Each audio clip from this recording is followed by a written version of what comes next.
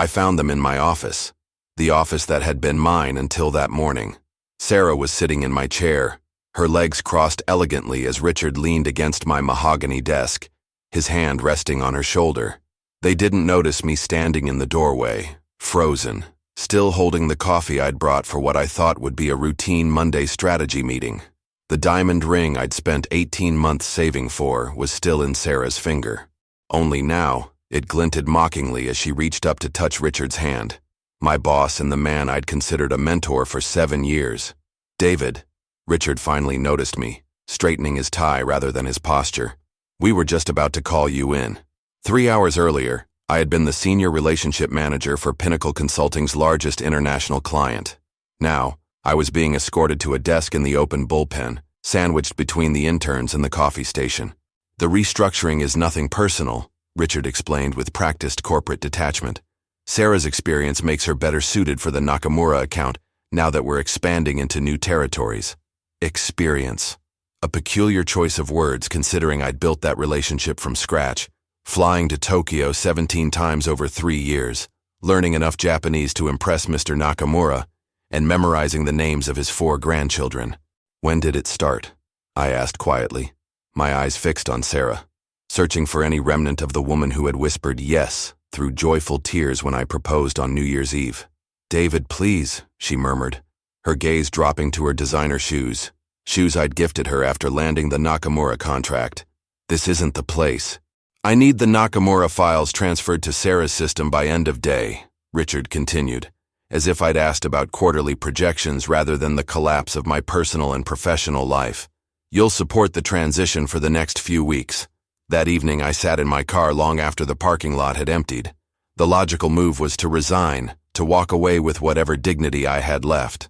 But the mortgage on my apartment now, I supposed, and the debt from that cursed ring meant I needed this job. For the next month, I endured daily torture. The whispers that stopped when I approached. The sight of Sarah wearing my former client relationships like she'd borrowed a sweater.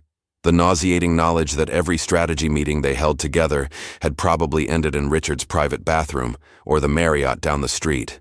But while they were busy claiming their prizes, neither noticed what I did during those quiet, humiliating weeks. Neither remembered that buried in the 147-page Nakamura contract was Section 6, Paragraph 3, a clause I'd personally negotiated 3 years ago, when Mr. Nakamura had insisted I remain his primary contact. If David Chen ceases to serve as principal relationship manager, it stated in careful legal language, Nakamura Group reserves the right to reassess the partnership with 30 days written notice. Every morning, I arrived exactly on time. I nodded politely in meetings. I transferred files meticulously. And I watched. Oh, how I watched, as Sarah fumbled through her first client calls with Mr. Nakamura, missing the subtle cues that had taken me years to understand. You're handling this well, my colleague Marcus whispered during one particularly awkward presentation where Sarah mispronounced Mr. Nakamura's daughter's name. Too well. What are you planning? I just smiled and shrugged. Sometimes, I replied softly, the best revenge isn't plotting anything at all. It's just stepping aside and letting people reveal exactly who they are. But Marcus was right to be suspicious. Because while I smiled and nodded through meetings, I'd already made one crucial decision about the transition briefing I was preparing for Sarah, what to include, and more importantly, what to leave out. The transition document I handed Sarah was comprehensive, superficially. 63 pages of contracts, communications logs, and meeting notes. What it didn't include was the unwritten knowledge that had made the Nakamura relationship work. Mr. Nakamura's dislike of being addressed by his first name, despite his insistence that others call him Hiroshi. His preference for receiving bad news before 10 a.m. Tokyo time. The fact that he used fishing metaphors when he was displeased. This is incredibly detailed, David, Sarah said, flipping through the binder. I detected genuine surprise in her voice. Perhaps she'd expected me to sabotage her openly. 7 years of relationship building, I replied with a polite smile. I just want to make sure the handover is smooth. What I didn't tell her was that smooth transitions benefit from complete information. And complete information was precisely what I'd withheld. Each morning became a twisted ritual. I'd arrive at my downgraded desk in the bullpen to find Sarah and Richard already in her office, my former office, coffee cups steaming, heads bent together in whispered conversation that would abruptly cease when others approached. Sometimes she'd laugh, that distinctive laugh I once thought belonged only to our private moments. "How do you do it?" Marcus asked one afternoon over sad sandwiches in the break room. "Watch them every day?" I shrugged and took another bite. The mortgage doesn't pay itself. But it wasn't just the mortgage. It was the long game. The waiting. 3 weeks into Sarah's tenure as Nakamura's new relationship manager, the inevitable happened. A confused email from Mr. Nakamura's assistant arrived, questioning a proposal Sarah had sent that contradicted preferences they'd established years ago with Mr. Chen.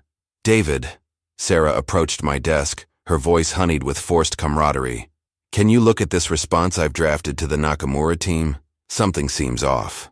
I reviewed her email, making minor grammatical corrections while ignoring the fundamental issue. She'd positioned an expansion opportunity in direct conflict with Nakamura's strategic 5-year plan that he'd shared with me over sake last spring. A plan that wasn't in any official documentation. "Looks fine," I said, handing it back. Her fingers brushed mine as she took the paper, and for a moment, I glimpsed uncertainty in her eyes. "Are you sure? They seem dissatisfied lately." "Client relationships have ebbs and flows," I replied, the corporate platitude rolling easily off my tongue. "I'm sure you'll find your rhythm." That night, alone in what had once been our apartment, I opened a bottle of whiskey Mr. Nakamura had given me after I'd attended his father's funeral, another detail missing from the transition notes. My phone chimed with a text from an unknown Japanese number. "Chen-san, dinner next week? We'll be in town briefly. Prefer to discuss some concerns directly." It was Nakamura himself, bypassing his assistant, bypassing Sarah, bypassing protocol. I stared at the message for a long time, swirling the smoky liquid in my glass. This was the moment, the first thread being pulled in a carefully constructed tapestry that was about to unravel. I typed a simple response. "Would be honored, Nakamura-san." The following day, Richard called an emergency meeting. The quarterly forecast for the Nakamura account showed a 22% decrease in projected services. Sarah sat beside him, her usually immaculate makeup slightly smudged at the corner of one eye. "Does anyone have insights about what's happening with Nakamura?" Richard asked the room, his gaze deliberately avoiding me. I kept my expression neutral, focusing on taking detailed notes as everyone offered theories. Market volatility, Japanese economic indicators, competitive pressures. Nobody mentioned the obvious. The relationship was fracturing because its foundation had been removed. Later, as I walked to the parking garage, Sarah fell into step beside me. The sweet floral scent of her perfume, once comforting, now nauseating, floated between us. "David," her voice cracked slightly, "I need your help with Nakamura. Really need it. Things aren't going well." I stopped walking and turned to face her. Her eyes, the same eyes that had once looked at me with love, now held something different. Desperation. "What kind of help?" I asked calmly. "Something's missing. They're not responding to me the way they did to you. I've followed every protocol in your notes, but it's like they're just going through the motions." I allowed myself a small, sad smile. "Relationships aren't built on protocols, Sarah. They're built on trust." As if on cue, my phone vibrated in my pocket. Another text from Mr. Nakamura confirming our dinner. I didn't check it, but I knew what it was. Sarah's eyes flicked to my pocket, then back to my face, a question forming in her expression. "Is there anything you're not telling me about Nakamura?" she asked, her voice barely above a whisper. "Nothing that isn't in the documentation," I replied truthfully, because indeed the missing pieces weren't facts or data. They were the invisible threads of human connection that can't be documented or transferred or stolen along with a job title. I left her standing in the darkening parking garage, her silhouette small and uncertain against the concrete wall. For the first time since finding her in my office with Richard, I felt something shifting inside me. Not forgiveness, but the quiet satisfaction of watching gravity take hold of something that's been thrown too high, too carelessly. My dinner with Mr. Nakamura was scheduled for Tuesday, the same day as Sarah and Richard's big presentation to the Nakamura executive team about the future of our partnership. A future that, unbeknownst to them, was already written in invisible ink between the lines of Section 6, Paragraph 3. Tuesday arrived with unusual stillness. The office buzzed with preparations for the Nakamura presentation while I moved through it like a ghost, present yet untouched by the anxiety in the air. Sarah hadn't slept. Concealer couldn't hide the shadows beneath her eyes. Richard was on his fourth espresso before 10 a.m., barking orders with desperate energy. "Chen," he called as I passed. A word. I entered his office, now a war room with presentation boards arranged for the Nakamura team's arrival. "I need you in the presentation today," he commanded with forced confidence. "I'm just a junior analyst now," I replied neutrally. "Wouldn't my presence confuse the hierarchy?" His jaw tightened. "Cut the crap. Nakamura keeps asking about you." I nodded before asking, "What time is the dinner afterward?" Richard frowned. "What dinner?" "Oh," I feigned surprise. "Mr. Nakamura invited me to dinner tonight. Private affair." The color drained from his face, replaced by anger. Behind him, Sarah stood frozen in the doorway, clutching a folder against her chest. "Why would he invite you and not me?" she asked tightly. I shrugged. Perhaps he values long-term connections. The conference room filled that afternoon. The Nakamura team arrived with practiced punctuality. 6 executives led by Hiroshi Nakamura himself. His eyes found me immediately. "Chen-san," he said, bypassing Richard and Sarah. "It has been too long." "Nakamura-san." I bowed slightly. "Thank you for making time for dinner tonight." The presentation proceeded like a slow-motion car crash. Sarah stumbled over Japanese pronunciations I'd spent months perfecting. Richard pitched expansion ideas that contradicted cultural values the Nakamura team held sacred. Near the end, Mr. Nakamura interrupted. "Where is the harmony in this proposal?" "I assure you there's complete harmony in our approach," Richard responded desperately. "Chen-san," Mr. Nakamura turned to me directly. "You have been unusually quiet. What are your thoughts?" All eyes turned to me. Richard's glare could have melted steel. Sarah's expression pleaded for help. In that moment, I had a choice. I could save them with one supportive comment. "I believe," I said slowly, "that Ms. Walker and Mr. Burke are still finding their rhythm with the relationship. As you know, transitions take time." I offered nothing more. No rescue, no condemnation. After they left, Richard slammed his portfolio shut. "What the hell was that? You could have helped." "I stated the truth," I replied quietly. "Transitions take time." Sarah approached, eyes red-rimmed. "Please, David, whatever is happening between us personally, don't punish the company." I remembered finding them in my office, her laugh mingling with his. My career and heart shattered in a single morning. "Everything I know is in the documentation," I said, gathering my notes. That evening, I sat across from Hiroshi Nakamura in a small sushi restaurant. We spoke of his grandchildren and cherry blossoms before touching on business matters. Finally, he placed his chopsticks down. "Chen-san, why are you no longer managing our relationship? Pinnacle made organizational changes they believed would better serve your needs. And you accepted this decision? I respect the company's right to structure itself as it sees fit." He nodded slowly, then asked, "Are you happy there now, Chen-san?" The question hung between us, simple yet profound. "No," I answered honestly. "I am not." He nodded with finality, withdrawing an envelope. "Tomorrow morning we will be exercising our rights under Section 6, Paragraph 3. My pulse quickened. "I understand. My friend at Meridian Consulting has long expressed admiration for your work. This contains his contact information." As I left, my phone vibrated with a text from Marcus. "Emergency meeting called for 8 a.m. tomorrow. What did you do?" I didn't reply. Instead, I walked through quiet streets, the weight I'd carried finally beginning to lift.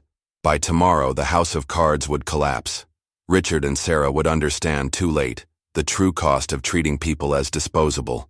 For the first time since that Monday morning, I allowed myself a genuine smile. Tercera etapa, Capítulo 4.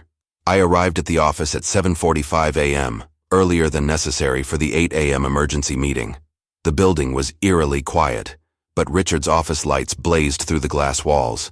Inside, he paced like a caged animal, while Sarah sat motionless, staring at her laptop screen. My phone vibrated with a text from Marcus. "Conference Room 3, DEFCON 1. What's happening?" I texted back a simple, "On my way," and straightened my tie. The weight of the Meridian business card in my pocket felt significant, a lifeline I hadn't yet decided whether to grasp. The executive team was already assembled when I entered. Our CEO, Emily Chen, no relation, flanked by the CFO and legal counsel. Richard and Sarah slipped in moments after me, both looking as though they'd aged years overnight. Emily's expression was granite as she placed a document on the table. This arrived by courier 30 minutes ago.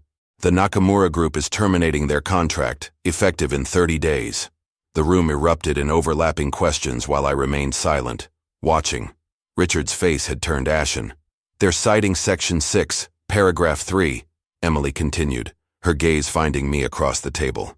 "A clause stipulating that David Chen must remain their primary contact." She turned to Richard. "Care to explain why I'm just learning about this now?" Richard's mouth opened and closed wordlessly. Sarah stared fixedly at the tabletop. "David," Emily addressed me directly, "did you know about this clause?" All eyes turned to me. The moment stretched, taut with expectation. "Yes," I answered simply. "I negotiated it 3 years ago at Mr. Nakamura's specific request." "And you didn't think to mention this when you were reassigned?" the CFO demanded. I met his gaze evenly. I assumed management reviewed the contract before making organizational changes. The implication hung heavy in the air. Their carelessness, not my silence, had created this crisis. "Can we fix this?" Emily asked, her question directed not to Richard or Sarah, but to me. Before I could answer, Richard interjected, "Of course we can. We'll send David to Tokyo immediately. He'll smooth things over, explain it was a misunderstanding." "No," I said quietly. The single syllable stopped Richard mid-sentence. "What do you mean, no?" "I mean, I don't believe the relationship can be salvaged," I replied. "The Nakamura Group values consistency and trust above all else. Once broken, those bonds aren't easily repaired." Emily's eyes narrowed. "Nakamura represents 43% of our annual revenue. We need solutions, not pessimism." "I understand," I said. "But my professional assessment is that Nakamura has already decided to move on. Their 30-day notice is a courtesy, not an invitation to negotiate." Richard slammed his fist on the table. "This is your fault. You undermined us deliberately."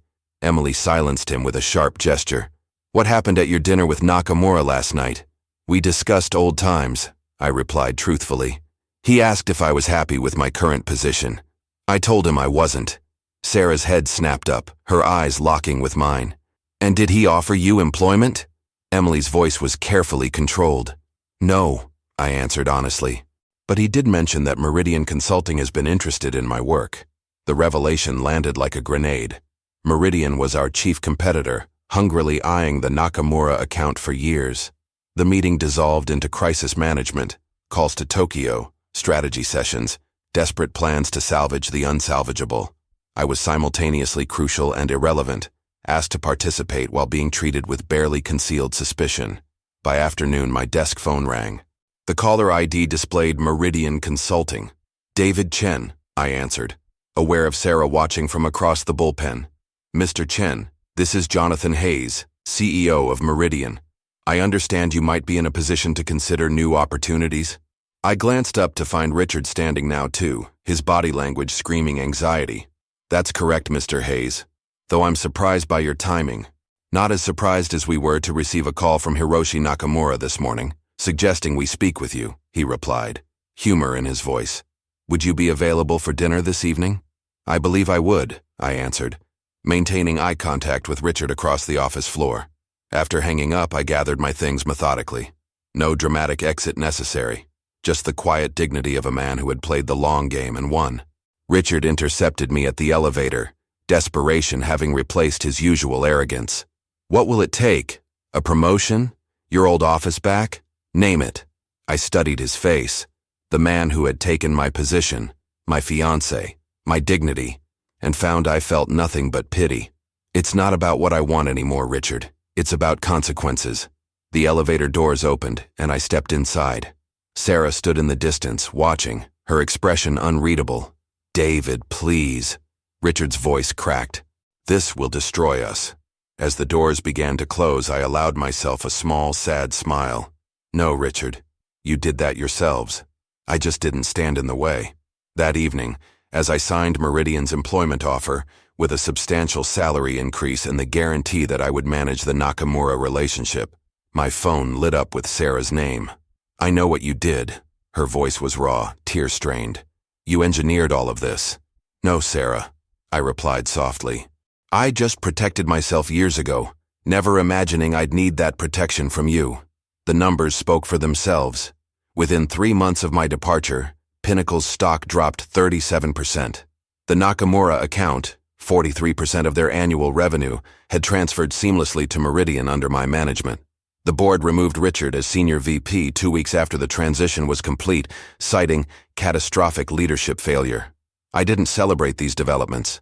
Victory, when it finally arrives after long patience, feels less like triumph and more like quiet vindication, the universe simply balancing its scales. My new office at Meridian overlooked the harbor. Floor-to-ceiling windows, a view I'd earned not through office politics or betrayal, but through foresight and the respect I'd built with clients who valued integrity over expedience. "Mr. Chen, your 2 o'clock is here," my assistant announced through the intercom. "Send them in," I replied, closing the Nakamura quarterly report I'd been reviewing. The door opened to reveal Sarah. 3 months had transformed her. Designer clothes replaced by something more subdued, makeup lighter, eyes carrying a weight I recognized well. "Thank you for seeing me," she said, remaining standing even after I gestured toward the chair opposite my desk. "Professional courtesy," I replied neutrally. "Your email mentioned a proposal from Pinnacle?" She nodded, placing a folder on my desk without opening it. "That's the official reason, yes. But we both know it's not why I'm here." I waited, saying nothing. The silence between us felt like archaeological layers. Pain, betrayal, history, and beneath it all, the ghosts of what we once meant to each other. "Richard's gone," she finally said. "Left the state after the board ousted him. I heard. They demoted me back to account manager." A bitter smile crossed her lips. "Ironic, isn't it?" I leaned back in my chair. "What do you want, Sarah?" "To understand," she said, her voice catching slightly. "I've spent months trying to understand how you did it, how you orchestrated everything so perfectly without ever raising your voice, without a single confrontation." "I didn't orchestrate anything," I replied. "I simply allowed natural consequences to unfold." "The clause in the contract," she pressed. "You knew it was there all along." "Of course I knew, I wrote it." I met her gaze directly. 3 years ago, when Nakamura insisted I remain his point of contact. It was standard contract language to protect a valuable relationship. "But you never mentioned it when—" She stopped, unable to finish. "When you and Richard decided I was disposable." I completed her thought. "No, I didn't. Why would I provide a roadmap to avoid the consequences of your choices?"